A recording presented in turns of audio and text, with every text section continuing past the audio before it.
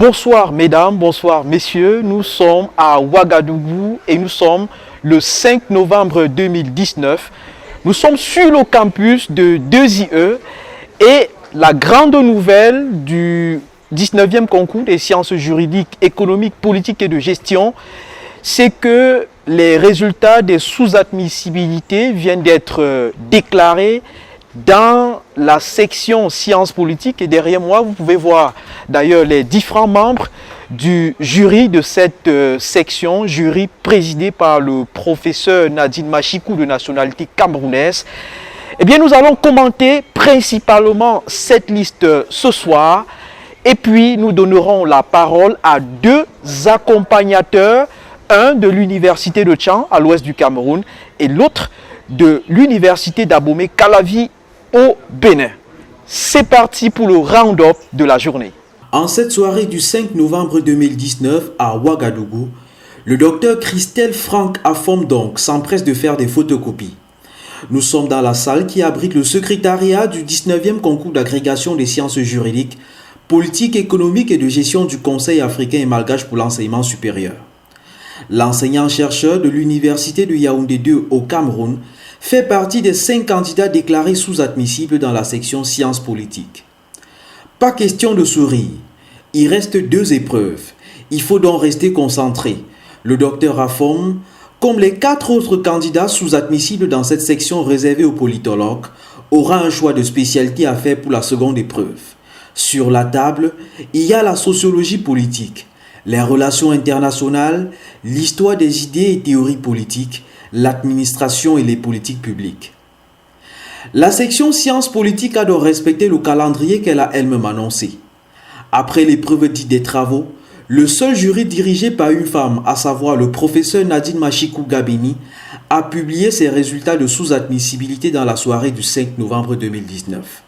Sur les 9 candidats de la ligne de départ, il n'en reste donc plus que 5.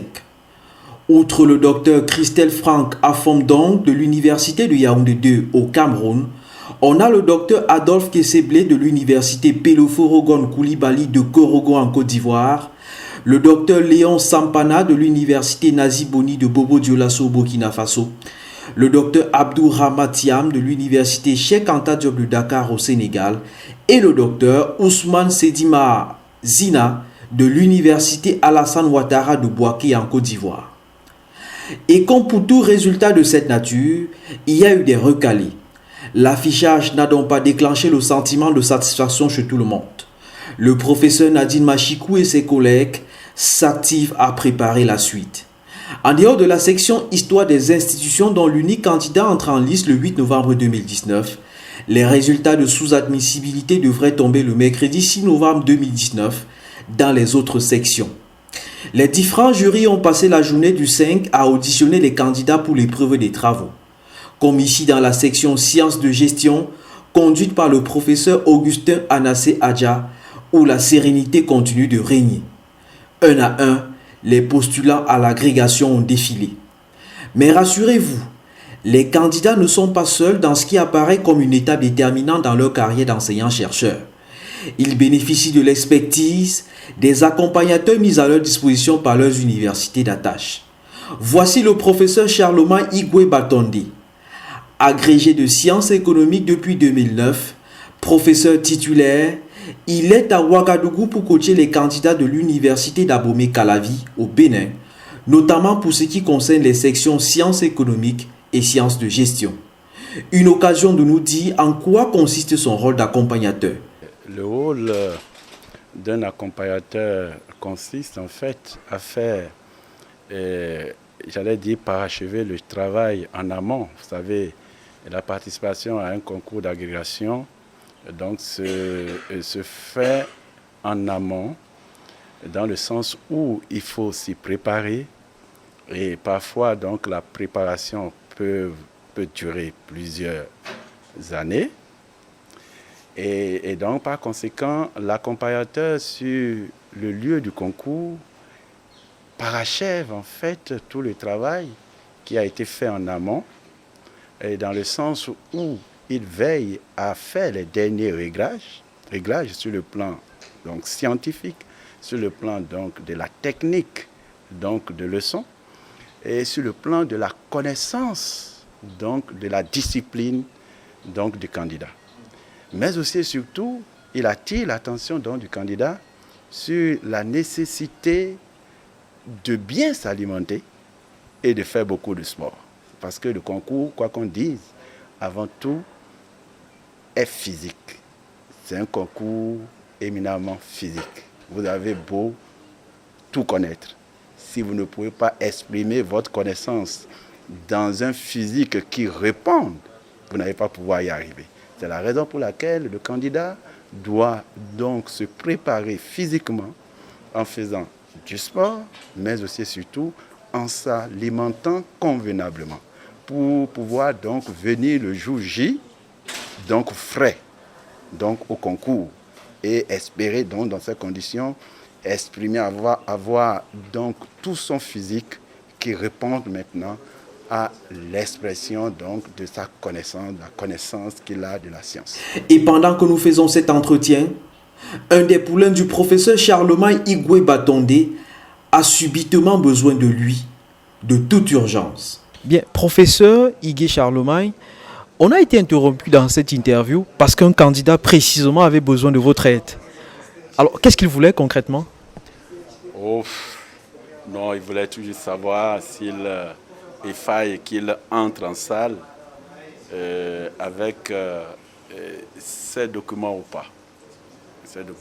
Bon, il sait bien sûr, on le lui a dit à maintes reprises et on a dit souvent aux candidats qu'il était donc nécessaire qu'ils y entrent avec un sac contenant les travaux, objets de discussion avec le jury. Ces travaux concernent en fait la thèse de doctorat ou les thèses de doctorat, puisqu'il y a donc des candidats qui ont fait plusieurs thèses, et puis les articles. Voilà. Parce qu'avec les échanges, à travers les échanges avec le jury, un membre du jury peut renvoyer un candidat et vers une page de telle page de sa thèse de doctorat, vers telle page de tel ou tel article qu'il a eu à publier. Et ce qui serait justement donc déplorable, c'est que ce candidat dise au jury qu'il n'a pas sur lui donc ces documents, ces publications. Là, ce n'est pas intéressant. Donc c'est la raison pour laquelle il est conseillé donc, aux candidats d'entrer en salle avec leurs documents, la thèse et la publication. Voilà. Donc c'était à cette précision qu'il voulait justement donc savoir. Mais bon, il faut dire en réalité qu'il était un candidat qui est un peu stressé et qui justement donc manifeste le stress à travers donc cette information complémentaire qui du reste était bien connue justement de lui. L'université de Tchang, à l'ouest du Cameroun, a elle aussi dépêché des accompagnateurs pour ses 6 candidats. Clovis Miamo Wenji, agrégé en sciences économiques en 2017, fait partie de ceux qui doivent amener les autres au succès. Nous sommes rendus à la soirée du 5 novembre 2019. Concrètement, comment vont les candidats que vous êtes venus accompagner ici? Alors merci Monsieur Ulrich de me permettre de faire le point sur l'état de la délégation de l'université de Tchang ici à Ouaga. Donc il est important déjà de remercier le recteur de l'université de Tchang qui a facilité cette mission d'accompagnement des candidats au concours d'agrégation et aussi le doyen de la faculté de sciences économiques et de gestion qui a mis tous les moyens en jeu pour que nous puissions être ici pour accompagner les candidats de Tchang au 19e concours d'agrégation. Alors il est important de signaler que le concours d'agrégation, c'est une épreuve, c'est un événement qui a pour objectif de sélectionner des enseignants de rang magistral à partir de 3 épreuves. Alors ce sont des épreuves qui sont préparées longtemps à l'avance. La première épreuve, c'est l'épreuve des travaux, de discussion des travaux, qui évalue les travaux des candidats depuis qu'ils sont dans la carrière d'enseignant-chercheur. Alors, ils ont 1 heure pour échanger avec le jury sur leurs différents travaux après une présentation de 15 minutes. Alors, la seconde épreuve, c'est la discussion est orienté vers l'épreuve de théorie en fonction des différentes disciplines. Et la troisième épreuve, c'est une épreuve de spécialité. Alors le rôle de l'accompagnateur ici, compte tenu de la dimension psychologique du concours, est de veiller à ce que les candidats soient dans les bonnes conditions pour pouvoir affronter les différentes épreuves. Alors, le stress auquel sont soumis les candidats doivent notamment être gérés par l'accompagnateur. Le stress avant les épreuves et le stress après les épreuves. Et il ne faut pas oublier que c'est un concours. Et à l'issue du concours, certains candidats pourront être déclarés admis et d'autres recalés. Alors, compte tenu de tout l'investissement que les candidats mettent en œuvre pour se retrouver face au jury du concours d'agrégation, alors il arrive parfois que face à des situations d'échec, que certains candidats soient totalement déprimés. Et c'est le rôle de l'accompagnateur de les remonter et de les aider à reprendre véritablement leur esprit en vue peut-être de se relancer pour une prochaine édition du concours. Mais en ce qui concerne l'Université de Tchang, nous sommes ici pas forcément pour voir des situations d'échec, mais pour que l'Université de Tchang soit portée au sommet comme c'est le cas depuis de nombreuses années au concours d'agrégation. Et nous espérons qu'avec nos 6 candidats, nous allons relever ce défi. Alors nous pouvons dire à ce stade que l'état d'esprit de la délégation est au beau fixe. Les candidats sont gonflés à bloc et les préparateurs et les accompagnateurs jouent leur rôle. Notamment moi ici présent et le docteur Song qui est actuellement au four et au moulin pour se rassurer que le candidat qui passera demain est en train de faire ce qu'il faut pour que la nuit soit la plus paisible possible. Donc le moral de la délégation est au beau fixe et les candidats sont gonflés à bloc et on espère que Tchang va réaliser un bon score à l'issue de ces différentes épreuves. Alors, à ce stade, il y a combien de candidats qui ont déjà achevé leur première épreuve? Bon, à ce stade, nous avons 5 candidats qui ont déjà achevé leur première épreuve. Nous avons le candidat de sciences juridiques et politiques, le docteur Loé, qui a achevé son épreuve hier. Nous avons le candidat de sciences de gestion, le docteur Takudjou, qui vient d'achever son épreuve. Et je suis là d'ailleurs pour me rassurer que tout s'est bien passé à l'issue de son entretien avec le jury. Et nous avons 3 candidats de sciences économiques, le docteur Ongo, le docteur Nguena et le docteur Kenfak, qui ont achevé leurs épreuves de discussion avec le jury. Il ne reste que le 6e candidat de sciences de gestion, le docteur Bimeme, qui va passer son épreuve de discussion des travaux demain à partir de 15h. Et nous espérons que tout se passera bien comme ça semble être le cas avec les autres candidats. Alors, concrètement, vous avez parlé de l'apport du recteur. Qu'est-ce qu'il a fait pour les candidats pour qu'ils soient ici dans de bonnes conditions?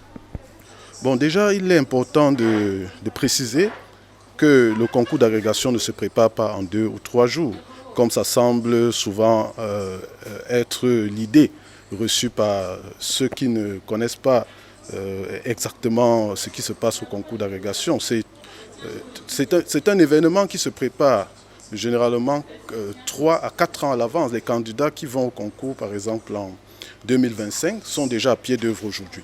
Alors le recteur, dans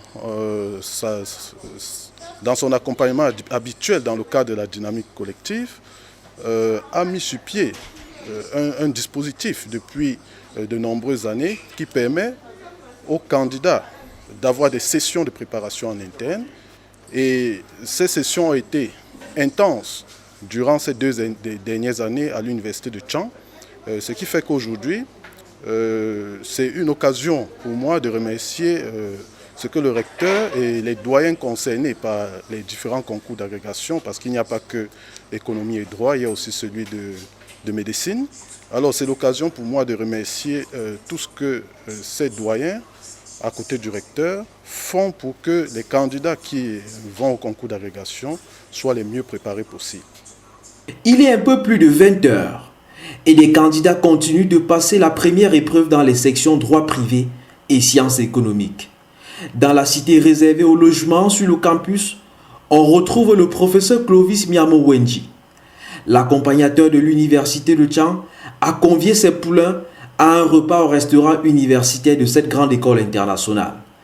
Tous boivent des jus naturels pour évacuer le stress de l'attente des résultats de la sous-admissibilité.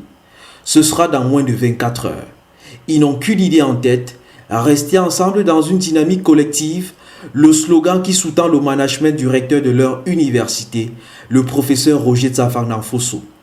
Mais ils savent bien que ce sera aux différents jurys de dire qui reste et qui sort de cette compétition intellectuelle à 3 épreuves.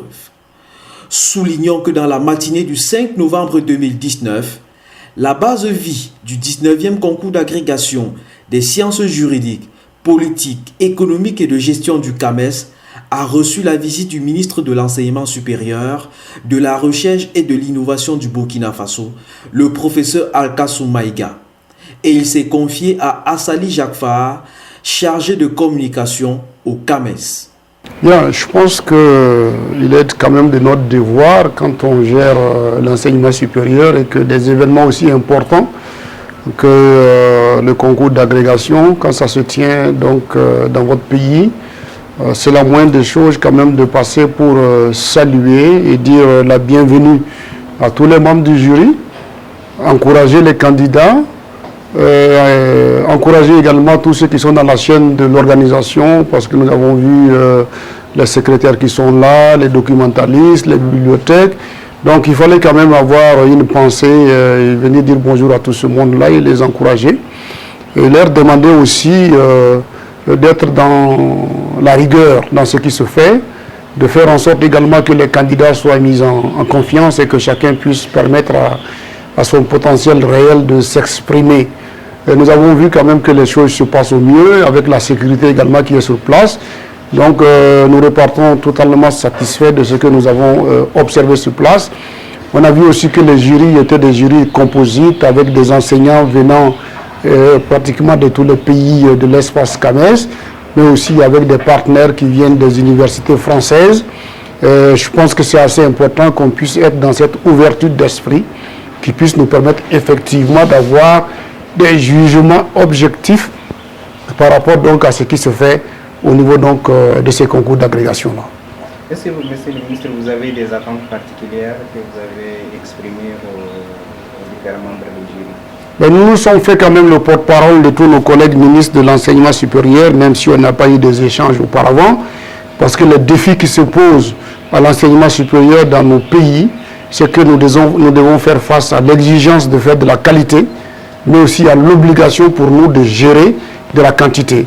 Nous avons des cohortes très importantes d'étudiants qui arrivent pour les cycles de licence L1, L2, L3, mais après, il va falloir donc les accueillir dans des cycles de master et de doctorat. Et c'est là que le problème se pose. Et quand on veut, avec les exigences du CAMES, les cycles de master et de doctorat, ça ne peut être géré que par des enseignants de rang A. Donc aujourd'hui, le concours d'agrégation, c'est l'occasion pour certains enseignants qui sont des maîtres assistants de pouvoir passer le concours d'agrégation et de rentrer donc dans le cercle des enseignants de rang A. Et donc d'être des gens capables de gérer les cycles de master. Donc évidemment, nous avons émis le souhait que les jurys puissent faire preuve de pédagogie et de mettre en avant leur capacité d'être des éducateurs pour permettre aux candidats d'être mis en confiance et de pouvoir s'exprimer de sorte à faire en sorte que le potentiel réel qui est enfui en eux puisse s'exprimer et que nos universités puissent être dotées d'enseignants de rang A compétents pour le bonheur de nos universités, mais aussi pour le meilleur devenir de nos étudiants. Mesdames et messieurs, nous sommes toujours sur le site de 2IE à Ouagadougou, au Burkina Faso. C'est la fin de cette deuxième édition de agrégation CAMES Éco de Ouagadougou et nous l'achevons en compagnie de Virginie Karama, qui est assistante de communication au Conseil africain et malgache pour l'enseignement supérieur. Tout simplement pour vous dire que le concours d'agrégation, ce sont ces seigneurs du savoir qui sont membres du jury, mais c'est aussi cette grande logistique qui est assurée par le personnel du Conseil africain et malgache pour l'enseignement supérieur qui passent donc la journée à s'assurer que les membres des différents jurys ne manquent de rien. Il est plus de 21 h et ils sont encore là à servir chacun des membres du jury venus ici à Ouagadougou. Merci d'avoir regardé ce deuxième numéro. Nous espérons que vous l'avez apprécié. Restez sur Afrique Université TV. C'est la chaîne de télévision du monde universitaire, de l'innovation, de la recherche en Afrique. À demain.